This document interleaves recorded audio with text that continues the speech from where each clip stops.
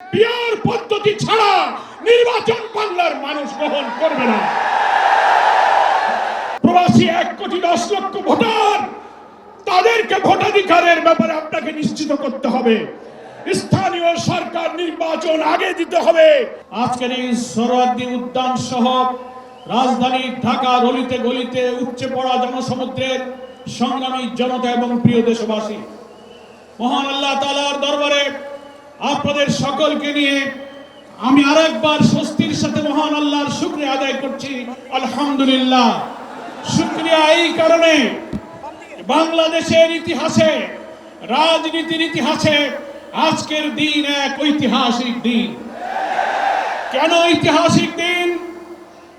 মুসলিম উম্মার নেতৃত্বদানকারী দেশপ্রেমিক সকল ইসলামিক দল, ব্যক্তিত্ব, স্কলারদের মধ্যে ভিন্নমত থাকা সত্ত্বেও আজকে একটি ঐতিহাসিক ঐক্যের যে পরিবেশ এবং সম্ভাবনা দেখা দিয়েছে, সৈয়দ মোহাম্মদ রেজাউল করিমের আহ্বানে আজকের ঐতিহাসিক মঞ্চে যারা বসে আছেন, তারাই হচ্ছে এই ঐক্যের মহাকাণ্ডারী।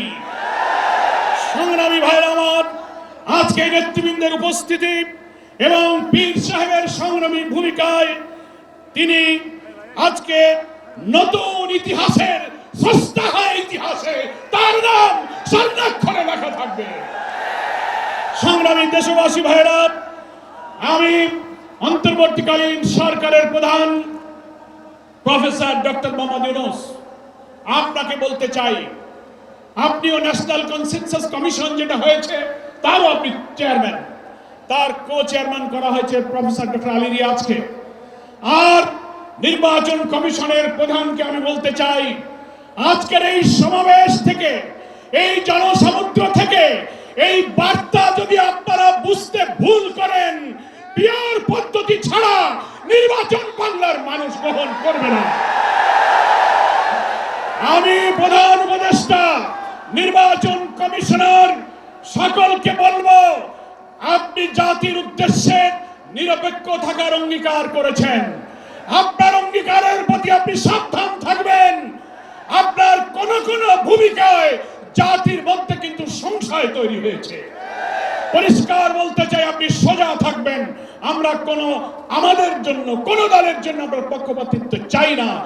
2,000 ছাত্র জনতার জীবন, হাজার হাজার মানুষের রক্ত, 17-18 বছরের মানুষকে ফাঁসি, অত্যাচার, জুলুম, রিমান্ড, ক্রসফায়ার দিয়ে আলেম ওলামা পীর মাশায়েখদের যে নির্যাতন করেছেন, সেই সংগ্রাম আমরা ব্যর্থ হতে দেব না। ফলে আপনাকে অবশ্যই জাতির যে দাবি উচ্চকিত হয়েছে, নির্বাচনের লেভেল প্লেইং ফিল্ড আপনাকে নিশ্চিত করতে হবে। আপনি জাতির কাছে, জাতির উদ্দেশ্যে ভাষণে একটা কথা বলবেন, being a head of the government একটা কথা বলবেন, রাষ্ট্রীয় টেলিভিশনে একটা কথা বলবেন, কোন একটা দলের কাছে আলোচনায় গিয়ে সে কথা আপনি ভুলে যাবেন, এটা নিরপেক্ষতা ভঙ্গ হয়েছে। আপনাকে বলতে যে আপনি সোজা থাকুন।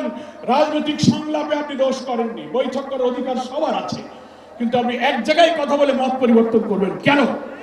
আপনাকে জাতির সামনে আসতে হবে, সকল দলের সাথে বসে আপনি বলবেন যে ভাই, আমাদের এই অসুবিধা, আসুন আমরা সবাই মিলে এইটাই করি, আমরা রাজি আছি। কিন্তু আপনার এই ভূমিকায় প্রশ্ন তৈরি হয়েছে, আগামী 8-10 মাস পরে যদি নির্বাচন হয়, আপনি সোজা থাকবেন কিনা? আপনাকে এই 8 মাসে নিরপেক্ষতার প্রমাণ আপনাকে দিতে হবে। আপনাকে নির্বাচনের আগে যে শর্ত, মানবতা বিরোধী গণহত্যাকারীদের বিচার অবশ্যই দ্রুত দৃশ্যমান করতে হবে। দিল্লিতে বসে দিল্লির দাবিদার শেখ হাসিনা এই বাংলাদেশকে আবার উস্কানি দিয়ে ভারতের সেবাদাসে পরিণত করার ষড়যন্ত্র করছে। অবিলম্বে নির্বাচনের আগে এই বিচার আমরা দৃশ্যমান দেখতে চাই। সংস্কারের ব্যাপারে অনেকে ঢিলা দিচ্ছেন, বলে ইলেকশন আর সংস্কার একসাথে হবে, ক্ষমতায় গিয়ে করব। কিভাবে বুঝলেন কে ক্ষমতায় যাবে? জনগণের ভোট আসলে পান, তারপরে আপনি ক্ষমতায় যাবেন। এই ফ্যাসিবাদী আমলের রাজনৈতিক সাংবিধানিক সরকারের যে কাঠামো তৈরি হয়েছে বাংলাদেশে, এই কাঠামো তছনছ করে দিয়ে নতুন বাংলাদেশের নতুন বন্দোবস্ত এবং কাঠামোর জন্য অবশ্যই মৌলিক সংস্কার প্রয়োজন। এই প্রশাসনিক ব্যবস্থার মধ্যে আমরা নতুন কোন ফ্যাসিবাদ, নতুন কোন হাসিনার আমরা জন্ম দিতে চাই না। এই জন্য সংস্কার আমাদেরকে করতে হবে। আন্দোলনের শহীদ আহত যারা, তাদের চিকিৎসা এবং পুনর্বাসন করতে হবে। প্রবাসী 1,10,00,000 ভোটার, তাদেরকে ভোটাধিকারের ব্যাপারে আপনাকে নিশ্চিত করতে হবে। স্থানীয় সরকার নির্বাচন আগে দিতে হবে। জুলাই সনদ এবং ঘোষণাপত্র অবশ্যই, জুলাই বিপ্লবের বার্ষিকী আমরা 1 তারিখ থেকে 8 আগস্ট পালন করব। এর মধ্যেই জুলাই সনদ এবং জুলাই ঘোষণাপত্র আপনাকে বাস্তবায়ন করতে হবে। সংগ্রামী দেশবাসী, বাংলাদেশ জামাত ইসলামীর সংগ্রামী আমির ডাক্তার শফিকুর রহমান, তিনি পীর সাহেব চরমনাইকে এবং আপনাদের সহ সকল দেশবাসীকে জামাত ইসলামের পক্ষ থেকে সালাম এবং শুভেচ্ছা জানিয়েছেন।